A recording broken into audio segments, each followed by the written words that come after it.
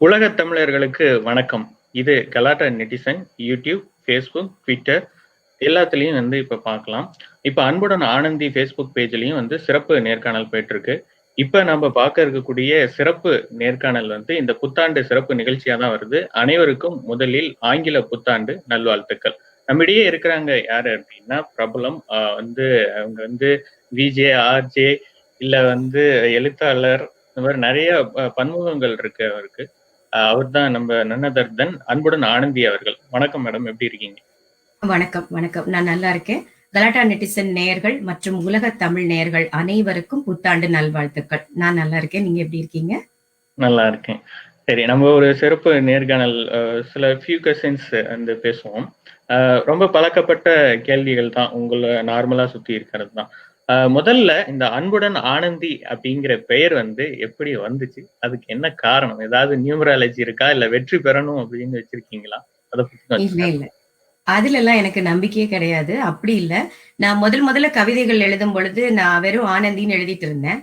அதுக்கப்புறம் நம்ம ஒரு கடிதங்கள் எழுதும் பொழுது முடிக்கும் பொழுது அன்புடன் எழுதி பெயர் எழுதுவோம் இல்லையா, அந்த மாதிரி ஒரு வகையில தான் நான் அன்புடன் ஆனந்தின்னு எழுத ஆரம்பிச்சேன்.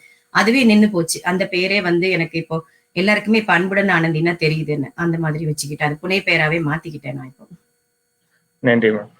இப்ப அமெரிக்க தமிழ் ஆளுமையான நீங்க இப்ப என்னுயிர் நீ என்றோ அப்படிங்கிற ஒரு கவிதை புத்தகம் வெளியிட்டிருக்கீங்க. அதுக்கு வாழ்த்துக்களும் கூட. அந்த புத்தகம் 14 வருட காத்திருப்புக்கு பின்னாடிதான் வெளியிட்டிருக்கீங்க. ஏன் இந்த தாமதம்? ஓகே, 14 வருஷம் 14 வருஷங்களா நான் எழுதிட்டு இருந்தேன். அப்ப புத்தகம் வெளியிடணும் அப்படிங்கிற ஒரு எண்ணமே எனக்கு இருந்ததில்ல. நண்பர்கள்லாம் கேட்பாங்க, அழகா எழுதுறீங்க, அதை ஏன் நீங்களே எழுதி எழுதி வச்சுக்கிறீங்க, அது ஒரு புத்தகமா போட்டா எல்லாரும் பார்ப்பாங்க தானேன்னு. அப்ப எனக்கு ஒரு சரியான வழிகாட்டுதல் அப்ப இல்ல. இப்போ இந்த கொரோனா காலத்துல நிறைய துக்க செய்திகள் அதுவும் நம்ம கேட்கிறோம். அதையும் தாண்டி ஒரு பேலன்ஸ் பண்ற மாதிரி நல்ல விஷயமும் என் வாழ்க்கையில நடந்திருக்கு. இந்த காலகட்டத்துல எனக்கு முனைவர் தாமோதரன் ஐயா அறிமுகமானாங்க. அவங்க, அதுக்கப்புறம் நண்பர் இளமாறன், நிறைய நண்பர்கள் எனக்கு என்னுடைய நலன்ல அக்கறை உள்ள நிறைய நண்பர்கள் தூண்டுதலின் பேர்ல நான் இந்த புத்தகத்தை வெளியிடுறதுக்கான கன்னிக்கோவில் ராஜா அவங்க, சிறுவர் இலக்கிய செம்மல், இந்த மாதிரி நிறைய பேர் ஆளுமைகள்லாம் எனக்கு ஒரு ஊக்கப்படுத்தினாங்க. அதனுடைய விளைவுதான் இப்ப நான் என்னுயிர் நீ என்று உங்க கையில புத்தகமா இருக்கு. அவங்களுடைய வழிகாட்டுதல், நண்பர்களுடைய ஒத்துழைப்பு, ஊக்கம், அதுதான் சொல்வேன் நான்.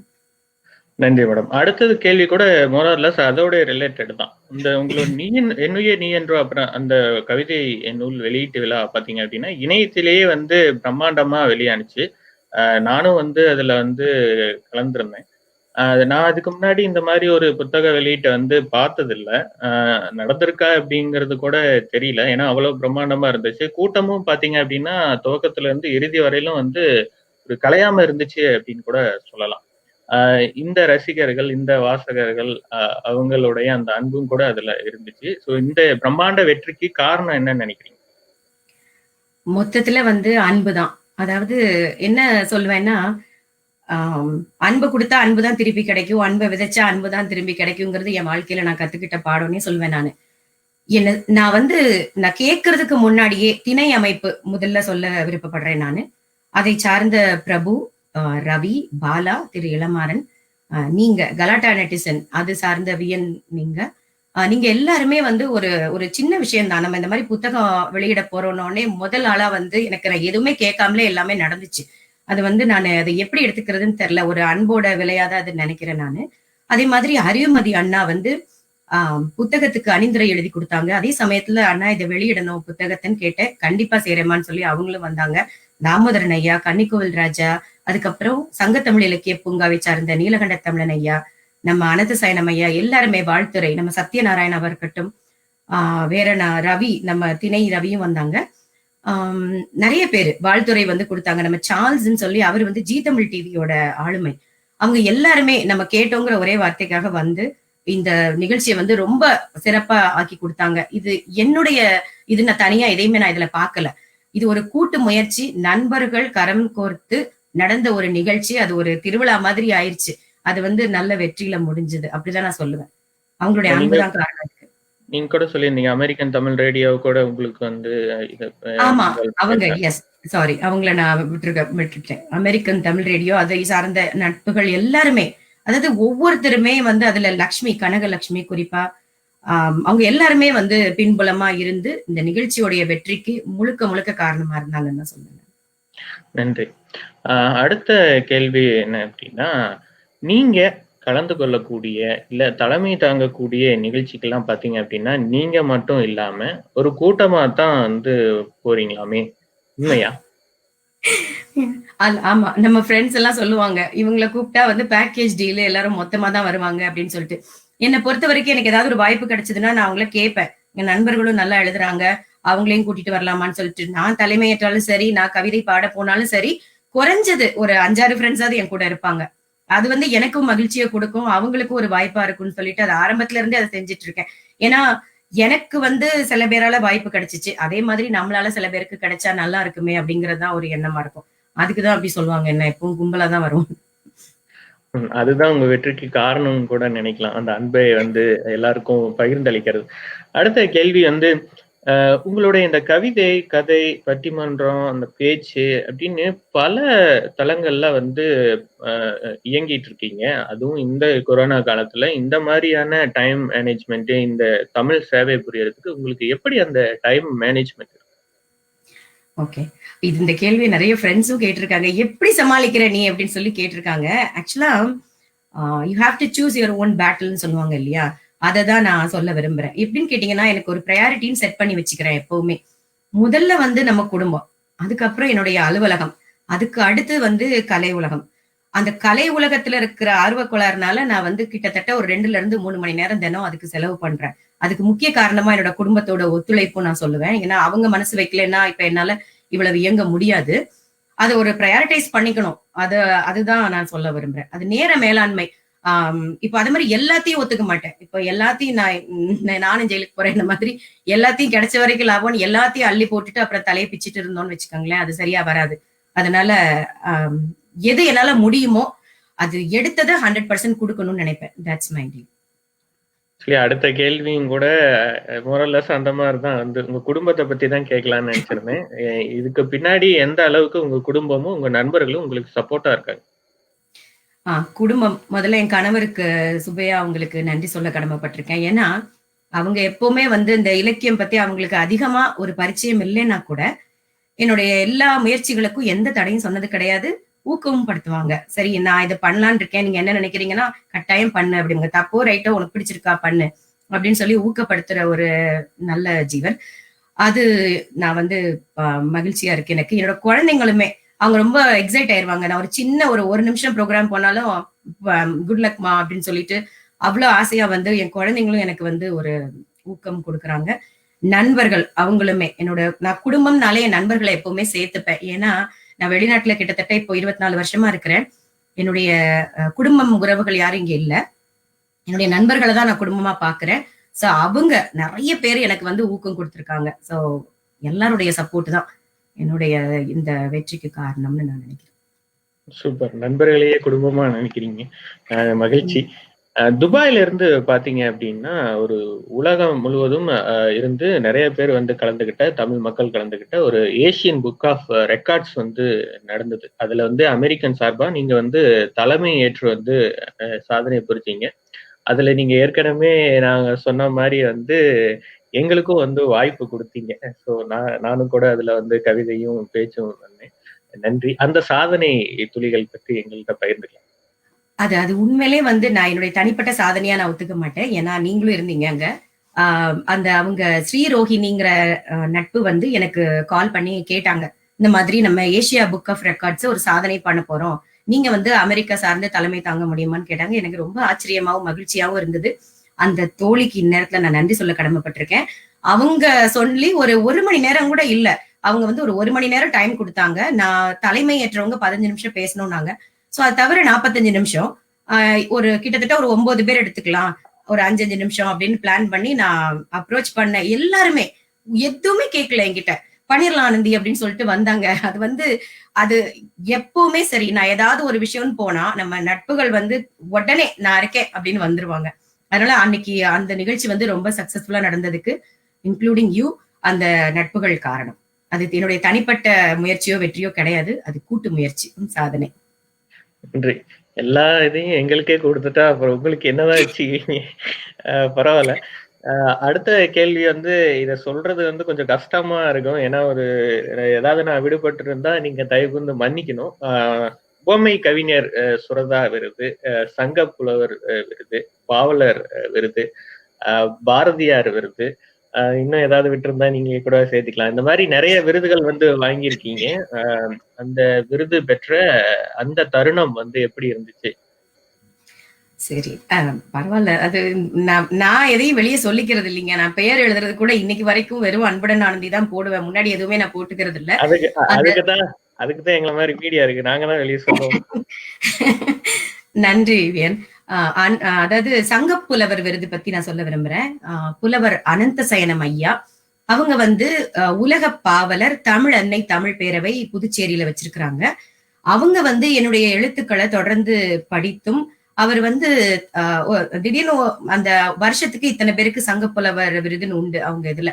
அவங்க என்ன தேர்ந்தெடுத்தது எனக்கு பெரிய ஆச்சரியமா இருந்தது. அப்ப அவர் கூப்பிட்டு விளக்கம் சொன்னாரு. அம்மா இது வந்து போற போக்குல 2000 ரூபாய்க்கு கொடுக்குற விருதுன்னு நினைச்சிடாதீங்கம்மா. இது வந்து ஒருத்தங்களுடைய ஒரு ஆளுமையா இருக்கீங்கன்னா உங்களுடைய பயணம் எந்த மாதிரி உங்க கவிதை பயணமோ இலக்கிய பயணமோ எல்லாத்தையும் பார்த்துதான் நாங்க இது கொடுப்போம்னு சொல்லி அந்த மாதிரி ஒரு பேரவையில இருந்து கிடைச்ச அந்த விருது. நான் வந்து ஏப்ரல் அந்த மாதிரி நேரத்துல அவங்க ஒரு விழா அரேஞ்ச் பண்ணிருக்காங்க. நேர்ல போய் தான் அந்த விருதை நான் வாங்கிக்கணும். ஐயா அதுக்கு ஏற்பாடு பண்ணிட்டு இருக்காங்க. இந்த கொரோனா வந்து ஒத்துழைச்சதுன்னா சரியாச்சுன்னா இந்தியா வருவேன். அங்க வந்துதான் இந்த விருதை வாங்குவேன். அடுத்து பாவலர் விருது சங்கத்தமிழ் இலக்கிய பூங்கால திருநீலகண்டன் அவங்க ஐயா வந்து கொடுத்தாங்க. நிறைய கவிதைகளுக்கு எழுதி அதுல வெற்றி கிடைச்சது. அது மூலமா கிடைச்சது. பாரதியார் விருது இப்படிதான் ஒன்னொன்னா ஒவ்வொரு கவிதை ஒவ்வொரு இடத்துக்கு போகும்பொழுது எதுலயாவது ஒரு விருது வாங்கிட்டு வரேன்னு நினைக்கிறேன். உங்களுக்கு அது சாதாரணமா இருக்கு, எங்களுக்கு அது பிரமிப்பா இருக்கு. வாழ்த்துக்கள் மீண்டும். நன்றி நன்றி. அடுத்தது ஒரு கொஞ்சம் என்ன சொல்றது, ஒரு மனதுக்கு ஒரு நெருக்கமோ இல்ல வந்து ஒரு கஷ்டமான கேள்வி அப்படின்னு சொல்லலாம். நம்ம ப்ரமோல கூட பார்த்திருந்தோம். நிறைய பேர் அந்த ப்ரமோக்கு அப்புறம் கேட்டிருந்தாங்க, என்னாச்சு ஆனந்திக்கு அப்படின்னு சொல்லி. எல்லா வெற்றியாளருக்கு பின்னாடியுமே கூட அவர்களுடைய வெற்றிக்கு பின்னால எதையாவது கஷ்டங்கள், அவமானங்கள் இருந்திருக்கும். அப்படி உங்களுக்கு ஏதாவது இருந்துச்சா? அதை எப்படி எதிர்கொண்டீங்க? கட்டாயமா. அதாவது நம்ம ஒரு தவளை கதை கேள்விப்பட்டிருப்போம். நம்ம குறிப்பா வந்து ஒரு பாட்டில்ல போட்டோம்னா ஒண்ணு மேல போச்சுன்னா இன்னொன்னு மேல வருது, ஒண்ணு இழுத்து போட்டுறோம்னு. ஸ்பெஷலா அது தமிழர்களுக்கே சொல்லுவாங்க. ஆமா, அது சொல்ல விரும்பல நானே, நீங்க சொல்லிட்டீங்க. அது மாதிரி நம்ம கிட்ட இருக்கிற பிரச்சனையே என்னன்னு கேட்டீங்கன்னா, தானும் படுக்க மாட்டான் தள்ளியும் படுக்க மாட்டான்னு ஒரு பழமொழி உண்டு. அதாவது தானும் முன்னேற மாட்டாங்க, முன்னேறவங்களையும் விட மாட்டாங்க. அது ஏதாவது ஒரு வகையில அவங்களுக்கு ஒரு தடைக்கல்ல வச்சுதான் பார்ப்போமே, அவ என்ன பண்ணிடுறது அந்த மாதிரி எனக்கும் சில வந்துச்சு. குறிப்பா நான் வந்து எந்த பேரையும் சொல்ல விரும்பல. ஆனா இந்த கொரோனா காலத்துல முதல் முறையா ஒரு 3 கவிதை போட்டிக்கு நான் அனுப்பிச்சேன். அது ஒரு நான் வந்து இயற்கையை தான் நான் இறைவனா பாக்குறேன்னு அடிக்கடி என்னுடைய புத்தகத்திலையும் சொல்லியிருக்கேன், நண்பர்களுக்கும் தெரியும். அந்த இயற்கையோடைய ஆசீர்வாதமா என்னன்னு தெரியல, அந்த 3 இடத்துலயும் எனக்கு வெற்றி கிடைச்சது. அந்த இதுல ஒரு நிகழ்ச்சியில வந்து அந்த மேடை ஏறி பேசுற வாய்ப்பை வந்து தட்டி பறிக்கிறதுக்கான முயற்சிகள் நடந்தது. எவ்வளவோ கஷ்டப்பட்டு என்னை இழுத்து கீழே போட பார்த்தாங்க. ஆனா எல்லாத்தையும் தாண்டி வந்தேன். அந்த இடத்துல போய் நான் பேசினேன். சோ அது எதையும் நான் மனசுல வைக்கல. என்னோட ஒரே ஒரு வேண்டுகோள் என்னன்னு கேட்டா, தானா வளர்றவங்களை வளர விடுங்க. அதாவது உங்களால முடியலனாலும் மத்தவங்க அவங்க வளர்றாங்கன்னா அதை பார்த்து பொறாமப்படுறதோ இல்ல உங்களுக்கு ஏதாவது ஒரு கெடுதல் பண்ணி இழுத்து கீழே போடணுமோ, அந்த தவளை கதை தான். அந்த மாதிரி இல்லாம ஒரு ஒரு ஒரு ஆரோக்கியமான போட்டியா இருந்தா நல்லா இருக்கும். போட்டியோ எதுவுமே. சோ அது ஐ திங்க் இலக்கிய உலகத்துல எல்லாருக்கும் இருக்கும். நான் மட்டும் புதுசா என்ன, எல்லாரும் இதேதான் அனுபவப்பட்டு அடிபட்டு வந்திருப்பாங்க. எனக்கு இது ஒரு பெரிய விஷயம் இல்ல, இருந்தாலும் அதை தாண்டி வந்துட்டேன் நான். இப்ப ஆக்சுவலா பார்த்தா அவங்களுக்கு நான் நன்றி சொல்றேன். ஏன்னா அவங்க அப்படி என்னைய இழுத்து கீழே போடணும்னு நினைச்சதுனாலதான் எனக்குள்ள ஒரு உத்வேகம் வந்து நான் இன்னைக்கு இந்த இடத்துல இருக்கேன்னு நான் நினைக்கிறேன். சோ இந்த நேரத்துல அவங்களுக்கு நான் நன்றி சொல்லிக்கிறேன். சூப்பர், பாசிட்டிவா வந்து கொண்டு போயிட்டீங்க. கேள்வி கொஞ்சம் வந்து கஷ்டமான ஒரு நெருடலான கேள்விதான். அது வந்து சிறப்பா வந்து இது கொண்டு அது உங்களுக்கே உரித்தான அந்த அன்பு இதுல வந்து நீங்க நினைச்சிட்டு போயிட்டீங்க. உங்களை வந்து ரோல் மாடலா வந்து பாக்குறாங்க நிறைய பேர். அதுவும் குறிப்பா நீங்க சாதனை செஞ்சதுக்கு அப்புறமா வந்து நிறைய பெண்களுக்கு குறிப்பா வந்து உங்களை ரோல் மாடலா பாக்குறாங்க. ஸோ அவங்களுக்கு என்ன சொல்ல நினைக்கிறீங்க? நான் அப்படி பெரிய பெரிய இதெல்லாம் நான் நினைக்கிறது இல்லைங்க. என்னன்னு கேட்டா, நீங்க நம்ம நினைக்கல, செய்ய அவங்க அவங்க அவங்க நினைக்கிறாங்க. இல்ல நம்ம என்னோட நண்பர் ஒருத்தர் அடிக்கடி விளையாட்டா சொல்லுவாரு. அதாவது எல்லாரும் வந்து நீங்க வேலைய செய்றீங்க ஆனந்தி, மத்தவங்க வேலைய தவிர எல்லாத்தையும் செய்றாங்க. அது அப்படின்னு அவர் விளையாட்டா சொல்லுவாரு. நான் அதுதான் நான் எடுத்துக்கிறேன். அது ஒரு வேதமாவே நான் எடுத்துக்கிறேன். என்னன்னா, நம்ம வேலைய செஞ்சோம்னா கிடைக்கிறத யாராலையும் தட்டி பறிக்கவே முடியாது. அது வந்து என்னுடைய அனுபவம். சொந்த அனுபவத்துல நான் உணர்ந்தது. என் வேலைய நான் ஒழுங்கா 100% என்னோட உழைப்ப குடுத்தா, அதுக்கான வெற்றி கனி என் கையில கிடைக்க தான் செய்யுது. மேபி கொஞ்சம் முன்ன பின்ன கால தாமதமாகலாம். ஆனா, வெற்றி கண்டிப்பா கிடைக்கும். சோ செய்யறத செஞ்சுட்டே இருப்போம் முழு மனசோட. இவங்க இப்படி செய்றாங்க, இவங்கள விட ஒரு படி மேல செய்யணும். அந்த கம்பேரிசனே இருக்கக்கூடாது. நமக்கு என்ன வருமோ அத எடுத்து செஞ்சுட்டு போயிட்டே இருக்கணும். அதுதான் நான் என்னுடைய சூப்பர். அடுத்த கேள்வி எனக்கு வந்து ரொம்ப பிடிச்சமான கேள்வி. ஏன்னா வந்து உங்களுடைய ஃபேன்ஸ், உங்களுடைய வாசகர்கள், நேயர்கள் எப்படி வேணாலும் சொல்லலாம். ஏன்னா நீங்க விஜேவா இருக்கீங்க, சுவார்ஜேவா இருக்கீங்க, பேச்சாளர், எழுத்தாளர், ஸோ எல்லாமே இருக்கிறனால இந்த அன்பு. ஏன்னா நானே ஒரு 2, 3 ஷோல உங்க கூட கலந்துருக்கேன். திடீர்னு பார்த்தா, மேடம் நான் சிட்லாப்பாக்கத்துல இருந்து பேசுறேன் மேடம், நான் துபாயில இருந்து பேசுறேன் மேடம், யாழ்ப்பாணத்துல இருந்து பேசுறேன், கனடால இருந்து பேசுறேன். துபாயில அன்னைக்கு ஒருத்தர் நீங்க இப்பதான் புக் ஃபங்க்ஷன் ஆரம்பிக்க கூட இல்ல, அதுக்கு முன்னாடிதான் அந்த ஏசியன் புக் ஆஃப் ரெக்கார்ட்ஸ் வந்து நடந்துட்டு இருந்துச்சு. அங்கேயே கேக்குறாங்க, மேடம் துபாயில எப்படி மேடம் உங்க புக் வாங்குறது அப்படின்னு சொல்லி. இந்த அளவு அன்பால கட்டி போடுற அந்த ரசிகர்கள், வாசகர்கள், அவங்கள பத்தி என்ன நினைக்கிறீங்க? இப்ப கூட பாத்துட்டு இருப்பாங்க. எல்லாருக்கும் நான் இந்த நேரத்துல வந்து என் மேல அன்பு வச்சு தொடர்ந்து எனக்கு ஆதரவு கொடுத்துட்டு இருக்க அத்தனை அன்பு உள்ளங்களுக்கும் நான் மனசார வணக்கமும் நன்றியும் சொல்லிக்கிறேன். உங்களுடைய அன்பு தான் எனக்கு மேலும் மேலும் வந்து வளரணுங்கிற ஒரு உத்வேகத்தை கொடுக்குது. ஒரு ஏணிப்படி மாதிரி எனக்கு இருந்து ஒரு ஊக்கத்தை கொடுத்து நீங்க என்ன வழி நடத்திட்டு இருக்கீங்க. உங்களுடைய அன்பு உள்ளங்களுக்கு நான் எப்பவும் நன்றி கடன் பட்டிருக்கேன். அதாவது நீங்க சொன்ன மாதிரி எல்லா இடத்துல இருந்தும் எனக்கே ஆச்சரியமா இருக்கும். சமயத்துல நம்ம அப்படி ஒன்னும் பெருசா செய்யலையேன்னு சொல்லி அத்தனை பேரும் ஒரு கவிதை எழுதினா கூட ஒரு மானசீகமா வந்து அதுக்கு இமீடியட்டா ஒரு கருத்தை போட்டு ஒரு வாழ்த்து சொல்லி இன்பாக்ஸ்ல பேசி எல்லாருமே வந்து நிறைய குழந்தைங்க கூட நான் வந்து இப்போ சிறுவர் இலக்கிய உலகத்துல இயங்கிட்டு இருக்கேன் கன்னிக்கோவில் ராஜா சாரோட. நாங்க பேசும் கதைகள், அதுக்கப்புறம் குழந்தைகள் பாடல்லாம் வந்து பாடிட்டு இருக்கேன். அத்தனை குழந்தைகளும் அத்தனை ஆசையா வந்து என்கிட்ட வந்து நான் பாடின பாட்டை பாடியிருக்கேன், பாருங்க அத்தனை. இன்னைக்கு காலையில கூட ஒரு பாப்பா நான் எழுதின ஒரு முதல் குழந்தை கதை ஆரா வரைந்த ஓவியம், அந்த கதைய அவங்க வந்து வீடியோ எடுத்து அனுப்பிச்சிருந்தாங்க. அந்த மாதிரி குழந்தைகள்ல இருந்து பெரியவங்க வரைக்கும் உங்க அன்பு தான் எனக்கு வந்து என்ன சொல்றதுனே தெரியல. நான் வந்து ஸ்பீச்லெஸ் தான் இந்த நேரத்துல. அன்புக்கு கட்டுப்பட்டு இருக்கேன். மேபி இது கொஞ்சம் பெரிய வார்த்தையா இருக்கும், இருந்தாலும் வந்து எனக்கு தோணுச்சு, ஹானஸ்டா தோணுச்சு. எப்படி நேரு மாமா குழந்தைகளுக்கு பிடிக்குமோ, அடுத்தது வந்து ஆனந்தி அத்தா வந்து குழந்தைகளுக்கு பிடிக்கும் அப்படின்னு வந்து சொல்லலாம். அடுத்து உங்களோட புக்கை பத்தி பேசுவோம். இதுதான் வந்து உங்களுடைய அன்புடன் ஆனந்தி புக்கு என்கிட்டயும் வந்து இருக்கு. வந்து இந்த புக்கு வந்து ரொம்ப சூப்பரா வந்திருக்கு. ரொம்ப வெயிட்லெஸ், 150 rupees போட்டிருக்கு. பட் வந்து பார்த்தா அந்த அளவுக்கு ரொம்ப வந்து பேப்பர்ல வெயிட் இல்லை, அதான் ஈஸியா டிரான்ஸ்ஃபர் பண்ணிக்கலாம். அது எனக்கு கண்டென்ட் வந்து பயங்கர வெயிட், ஃபர்ஸ்ட் லைன்ல இருந்தே வெயிட். அது உங்களுக்கு வந்து வாழ்த்துக்கள் சொன்னவங்களே வந்து பயங்கரமா வந்து எழுதியிருக்காங்க.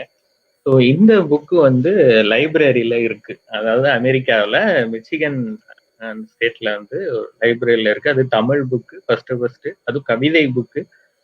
ஸோ இந்த தருணம், இந்த நிகழ்ச்சியான தருணம் எங்கள்கிட்டையும் பகிர்ந்துக்கலாமே.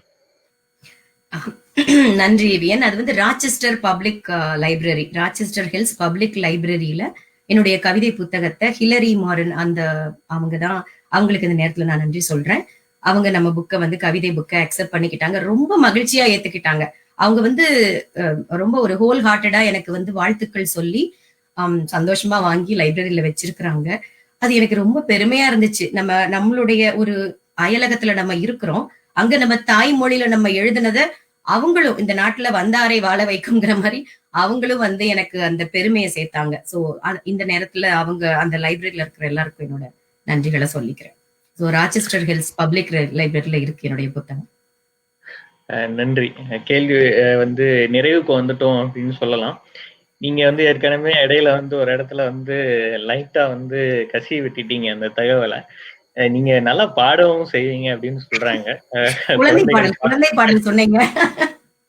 சோ உங்களுடைய நேயர்களுக்காக, எங்களுக்காக இந்த புத்தாண்டு நேரத்துல ஒரு பாடல். இன்னைக்கு வந்து இதுவரைக்கும் ப்ரோக்ராம் நல்லா தானே போயிட்டு இருந்துச்சுன்னு எல்லாரும் எந்திரிச்சு ஓடிட போறாங்க. இருந்தாலும் உங்களுடைய ஓகே ஒரு ஃபியூ லைன்ஸ் சத்ரியன்கிற படத்துல இளையராஜா சாரோட மியூசிக் எனக்கு ரொம்ப பிடித்த ஒரு பாடகி ஸ்வர்ணலதா அவங்க பாடினது, வாலி ஐயா எழுதின வரிகள். மாலையில் யாரோ மனதோடு பேச, மார்கழி வாடை மெதுவாக வீச, தேகம் பூத்ததே ஓ மோகம் வந்ததோ, மோகம் வந்ததும் ஓ மௌனம் வந்ததோ, நெஞ்சமே பாட்டெழுது அதில் நாயகன் பேர் எழுது, வருவான் காதல் தேவன் என்று காற்றும் கூற, வரட்டும் வாசல் தேடி இன்று காவல் மீற, வளையல் ஓசை ராகமாக இசைத்தேன் வாழ்த்து பாடலை, ஒரு நாள் வண்ண மாலை சூட வளர்த்தேன் ஆசை காதலை, நெஞ்சமே பாட்டெழுது அதில் நாயகன் பேர் எழுது. செம்மையா இருந்துச்சு. நிறைய பேர் உங்க வாய்ஸ வந்து கேட்டு சூப்பரா இருக்கு அப்படின்லாம் சொல்லியிருந்தாங்க. புஷ்பலதா சொல்லியிருக்காங்க. நன்றி உங்களுக்கு. இப்படியே வந்து பாடலை கேட்டுட்டே போலாம் தான். இருந்தாலும் இது புத்தாண்டு நேரம், உங்களுக்கும் நிறைய நேர்காணல்கள் இருக்கும். உங்க ரசிகர்கள் வந்து அவங்களுக்கும் வந்து மீண்டும் ஒரு முறை உங்க ரசிகர்களுக்கும் உலக தமிழர்களுக்கும் கலாட்டா நெட்டிசன் நேயர்களுக்கும் இனிய ஆங்கில புத்தாண்டு நல்வாழ்த்துக்கள். கலாட்டா நெட்டிசன் பிடிச்சிருந்துச்சு அப்படின்னா வந்து சப்ஸ்கிரைப் பண்ணுங்க. என்னுடைய நீ என்றோ புத்தகம் வந்து வாங்கணும் அப்படின்னா இங்க டிஸ்பிளேல இருக்கக்கூடிய அந்த வாட்ஸ்அப் நம்பருக்கு வந்து மெசேஜ் பண்ணி நீங்களும் வந்து பெற்றுக்கலாம். தொடர்ந்து வந்து மற்ற ஒரு தளங்கள்லயும் வந்து இந்த புத்தகத்தை பெற்றுக்கொள்ளலாம். அதற்கான அறிவிப்பும் வந்து விரைவில் வரும். இந்த புத்தாண்டு நேரத்துல எங்களுடன் வந்து நேரத்தை பகிர்ந்ததுக்கு நன்றி. உங்களுடைய அனைத்து முயற்சிகளும் வெற்றி அடையணும். வாழ்த்துக்கள். நன்றி நன்றி வியன். கலாட்டா நெட்டிசன் மூலமா நீங்க நிறைய திரை விமர்சனம் பண்ணிட்டு இருக்கிறீங்க, நான் பார்த்துட்டு இருக்கேன். பட்டிமன்றம் நடத்துறீங்க, நிறைய நல்ல காரியங்கள் நீங்க பண்ணிட்டு இருக்கிறீங்க. உங்களுடைய அந்த கலாட்டா நெட்டிசன் உங்க அந்த யூடியூப் தளமா இருக்கட்டும், நீங்க திணை அமைப்பு கூடவும் நீங்க இணைஞ்சு நிறைய வேலைகள் பண்ணிட்டு இருக்கிறீங்க. அவங்களுக்கும் ஒரு பேக் போனா இருந்து உங்களுடைய வெற்றி மேலும் மேலும் இந்த 2021 உங்களுக்கு நிறைய வெற்றிகள் வரணும்னு மனசார வாழ்த்துறேன். இந்த சேனலை இப்ப பார்த்துட்டு இருக்கிற அத்தனை நல்ல உள்ளங்களுக்கும் என்னுடைய அன்பும் வாழ்த்தும். உங்க எல்லாருக்கும் இந்த புத்தாண்டு மகிழ்ச்சிகரமா, வளமையா, செழிப்பா, சந்தோஷமா இருக்கணும்னு வாழ்த்துறேன். யார் பேரையாவது விட்டுருந்தா மன்னிச்சுக்காங்க. என்னுடைய இந்த வெற்றிக்கு காரணம்னு நான் சொல்ல போற ஒரே வார்த்தை அன்பு மட்டுமே. உங்கள் அன்பு என்னைக்கும் எனக்கு இருக்கணும்னு வேண்டிக்கிறேன். அன்பு வந்து அச்சய பாத்திரம் மாதிரி, எடுக்க எடுக்க நம்ம கொடுக்க கொடுக்க நமக்கு திரும்ப கிடைக்குமாங்க. அதனால எல்லாருக்கிட்டையும் அன்பா இருங்க. எல்லாருக்கும் என்னுடைய வாழ்த்துக்கள். இந்த அருமையான வாய்ப்பு எனக்கு கொடுத்த வியனுக்கு நன்றிமா. நன்றி. நன்றி மேடம். நன்றி.